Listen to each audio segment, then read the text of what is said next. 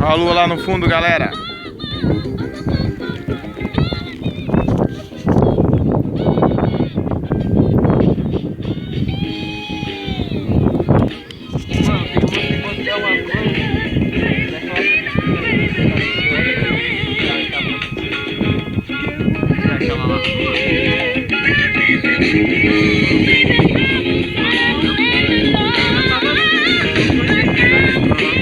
Tirou tipo aquela madeira que é mais...